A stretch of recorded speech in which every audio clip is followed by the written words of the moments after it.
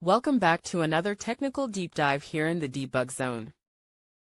Today, we're tackling a big question and breaking it down with insights from other users.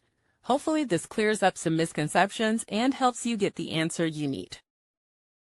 So buckle up, stay a little curious, and let's jump right in.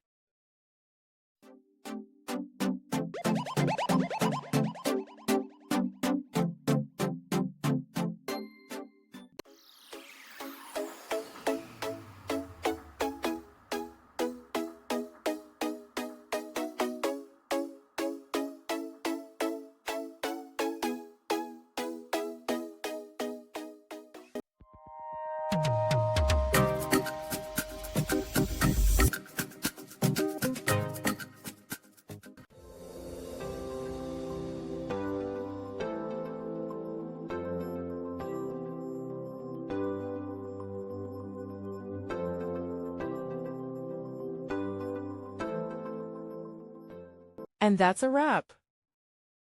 I hope you found the answer you were looking for.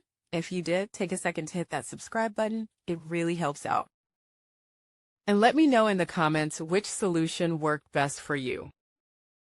See you next time in the debug zone.